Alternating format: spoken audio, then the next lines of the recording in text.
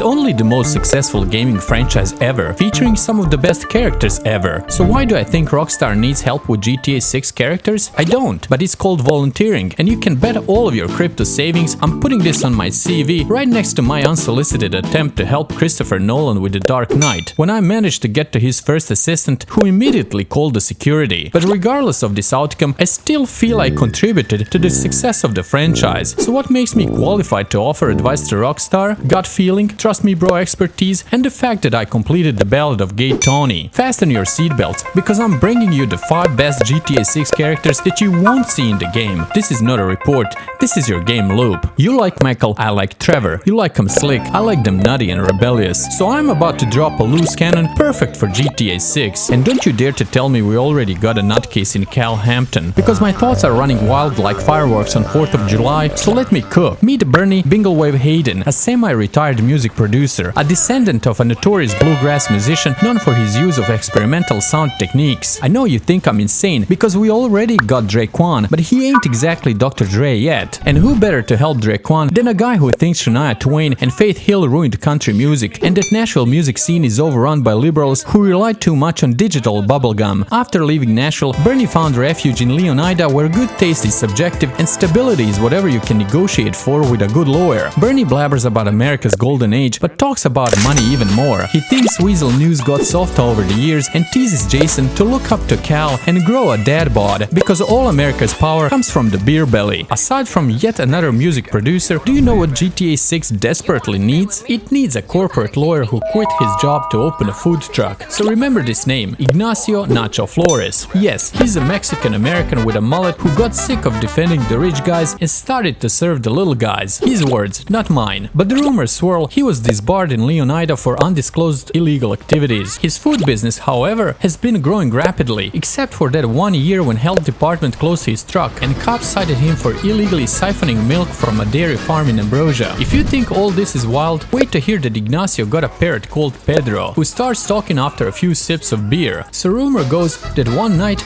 after a few cervezas, Pedro blurted that Ignacio borrows his food truck to Brian Heater for drug smuggling. But you didn't hear this from me, okay? Hold on, I hear your voices. After a producer and a lawyer, you want me to prettify this character pool. So let's get to it. First name Samantha, last name Sparkles, nickname Splinterella, is aspirational princess living gritty, wood-filled life. At least that's what her social media profile says. Samantha is an underground competitive axe thrower and a wannabe social media influencer peddling her survivalist story. But a rival influencer, Neon Nova, claims she's an industry plant with government ties. Is he just jealous she beat his social media follower account? Or the deep state really wants to tighten the grip on Leonida? Samantha claims she won now defunct survivalist competition, the Grass Rivers Bush Push, in 2019, although official records are missing for that year, and her bio lists her as a 10-time winner of her own axe throwing competition called the Glam Chop. But if you believe Neon Nova, the Glam Chop paid other contestants to lose. Anyway, Raul Baptista recruited Sam for a bank heist, and imagine Jason and Lucia's faces when Splinterella tells them she intends to livestream the job. I mean, what could go wrong? If Samantha didn't fire you up,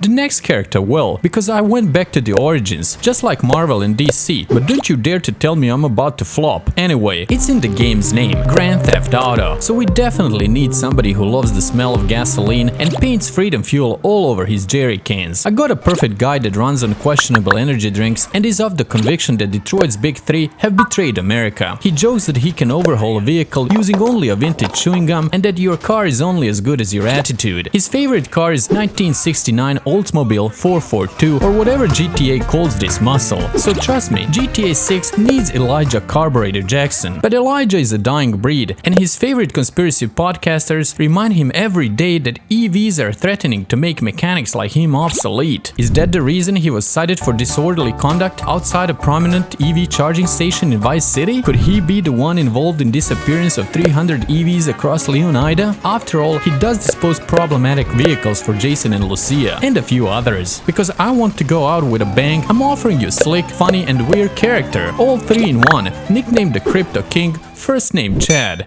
just like the meme dude. Chad got some serious money running the meme coin called Chad Coin and selling pixelated Vice City Crocs NFTs. His buyers include local angry bikers, Leonida congressman, and a Vice City sheriff. Chad attempts to expand his influence by hosting an exclusive Alpha Bro Beach boot camp, performing stunts for his vlogs, and teaching a blockchain literacy camp to elderly at a local assisted living facility. But don't you dare to even think about it. No, I did not model Chad after myself. I never tried to enrich myself with crypto and NFT scams, except that one time when Hulk 2 a girl bankrupted me without even doing her thing. So how did Jason and Lucia find Chad? Through Cal Hampton, of course, who recklessly invested Jason's money in Chad coin that suddenly lost 99% of its value. And they all want their money back. Jason, the bikers, the sheriff, and the congressman. How do you feel about Mexican standoff? This was your game loop about 5 best characters that will never make it to the GTA 6.